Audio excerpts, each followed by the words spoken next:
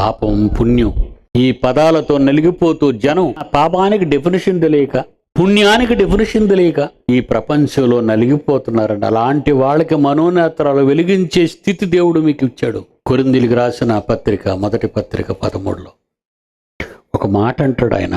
కొరింథీయులకు రాసిన మొదటి పత్రిక 13వ అధ్యాయం 3వ వచనం, బీదల పోషణ కొరకు నా ఆస్తి అంతా ఇచ్చాను. ఇది పుణ్యమా? ఒకవేళ పుణ్యం అని నువ్వు అనుకుంటే దెబ్బతింటావు.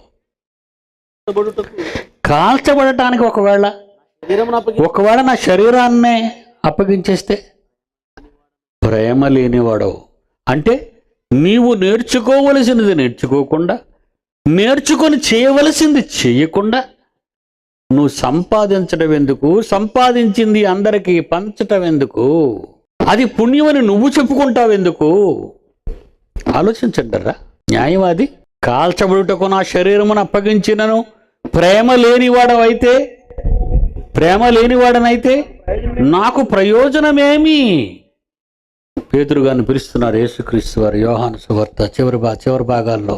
పేతురు, నువ్వు నన్ను ప్రేమిస్తున్నావా అని అడుగగా 21 యోహాను సువార్త 15వ వచనం, 21 యోహాను సువార్త 15వ వచనం, పేతురు నువ్వు నన్ను ప్రేమిస్తున్నావా? అందుకు పేతురు అంటున్నాడు, అవును ప్రభువా, నేను నిన్ను ప్రేమిస్తున్నాను, నీవు ఎరుగుదువు అనగానే యేసుక్రీస్తు అంటున్నాడు, నువ్వు నిజంగా నన్ను ప్రేమిస్తే నీ తరంలో పుట్టుకొచ్చిన అమాయకులైన ప్రజలందరూ ఉన్నారు, వాళ్ళంతా అమాయక గొర్రెలు. వాళ్లకు నేను చెప్పిన మహాజ్ఞానాన్ని మీకు పంచిచ్చాను, అది వాళ్ళకి చెప్పండి. అదండి నా గొర్రెలు మేపబో. దేంతోని? గడ్డితోని పిండితోని కాదండి, దేవుని వాక్యమును జీవాహారముతో గొర్రెలను మేపాలి. పేతురు, నువ్వు నన్ను నిజంగా ప్రేమిస్తే నువ్వు నన్ను ప్రేమిస్తున్నానని చెప్పావు, గొర్రెలను మేపు. అంతటితో ఊరుకున్నాడా? మళ్ళా పిలుస్తున్నాడు చూడండి. యోహాను కుమారుడు అయిన సీమోను, నన్ను ప్రేమించుచున్నావా అని రెండవసారి అడిగాడు. అతడు, అవును ప్రభువా, నిన్ను ప్రేమిస్తున్నాను ప్రభువా, నీవే ఎరుగుదువు. నిజంగా నువ్వు నన్ను ప్రేమిస్తే అయితే నా గొర్రెలు కాయు. ఎన్నో తోడేళ్లు, ఎన్నో క్రూర మృగాలు అమాయకులైన జనం మీద పడి భక్షిస్తారు. ఎన్నో రాజ్యాలు వాళ్ళని ఏళ్తారు. ఎందరో స్వార్థపరులు వాళ్ళ దోచుకుంటారు. ఎందరో ఉగ్రవాదులు వాళ్ళ చంపుతారు. ఎందరో మత ఛాందస్యవాదులు వాళ్ళు హింసిస్తారు. నా గొర్రెలను కాయు.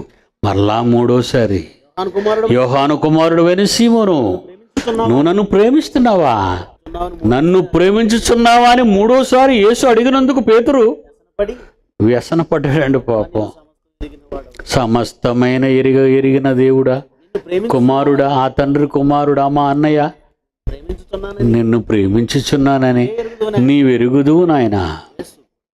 యేసు, నా గొర్రెలు మేపు, నా గొర్రెలు మేపు, నా గొర్రెలు మేపు. ఇప్పుడు మొదటి కొరింథీ పత్రికలో 13వ అధ్యాయంలోని భావం ఏంటో మీకు అర్థమైందా?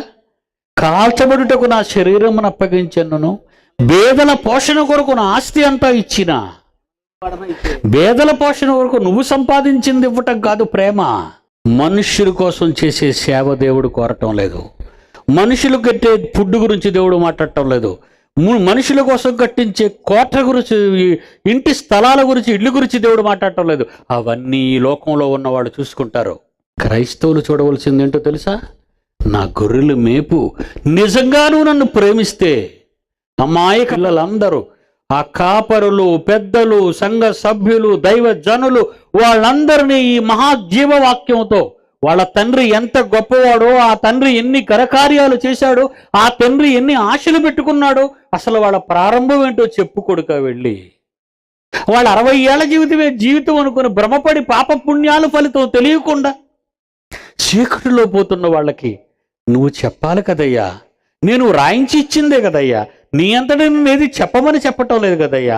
66 పుస్తకాలలో ఉన్న ధర్మాన్ని, 66 పుస్తకాల్లో ఉన్న న్యాయాన్ని, 66 పుస్తకాల్లో ఉన్న పుణ్యాన్ని నువ్వు నా పిల్లలకు చెప్పు. వాళ్ళు ఏమి నేర్చుకోవాలది లేకుండా పోతుంది. వాళ్ళు ఏమి నేర్చుకోకూడదో వాటిని నేర్చుకుని బలైపోతున్నారు వాళ్ళంతా.